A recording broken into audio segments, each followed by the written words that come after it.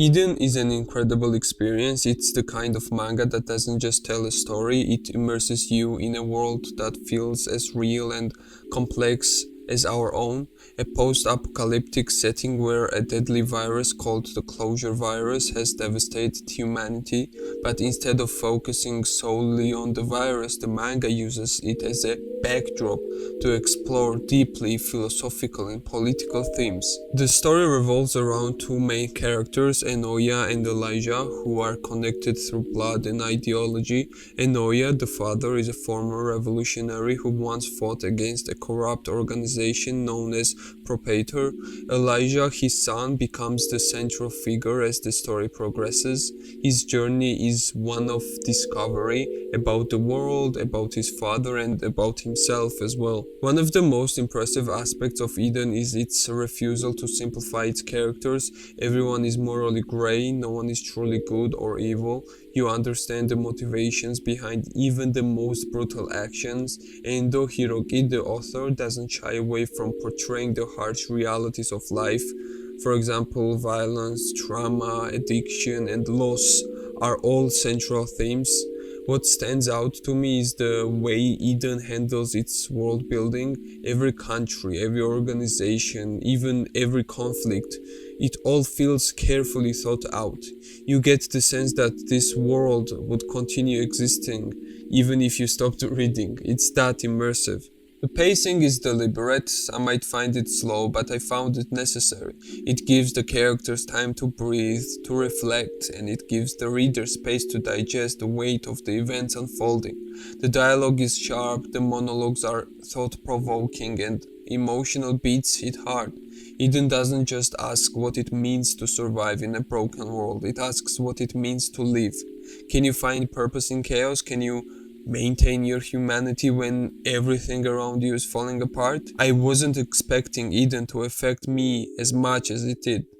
What I thought would be a standard cyberpunk manga turned out to be something far more philosophical, political, emotional, and grounded than I anticipated. The main characters are all complex, flawed, and human. You have Enoya, a boy who grows into a man shaped by tragedy, revolution, and the consequences of his own actions, and Elijah, his son, who takes over the narrative later in the story and must face the world his father helped shape.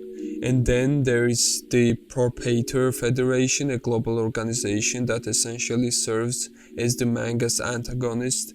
They manipulate governments, suppress opposition, and try to establish control over the post-virus world, but even they aren't portrayed as purely evil. Everyone in Eden has a reason for what they do. It's all a matter of perspective. Some of the characters that appear for only a short time are more memorable than main characters in other series. Endo doesn't just throw in a backstory for the sake of it. He shows you why these people ended up where they did. Sometimes you hate them, but you still understand them. What impressed me most is how Endo doesn't shy away from difficult topics. The manga tackles drug addiction, child soldiers, sexual trauma, religious extremism, and the ethics of AI. These topics aren't just used for shock value, they are presented with care and weight. Every event leaves a scar, and every scar tells a story. As I said, the art is stunning too. Endo's line work is detailed, expressive, and grounded in realism.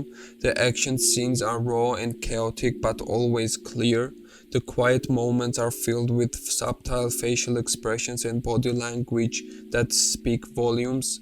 You can feel the exhaustion in a character's eyes or the tension in a clenched fist. I love how it never over-explains itself.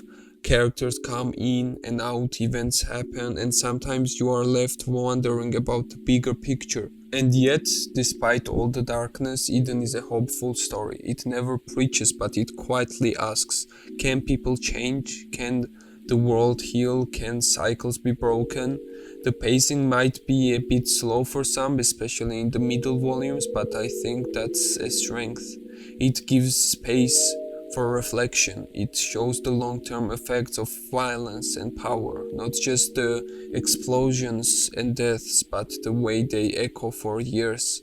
in the people left behind. In a medium full of over-the-top action and shallow moral binaries, Eden stands out for being mature in the truest sense. It doesn't need flashy powers or giant robots to keep you hooked.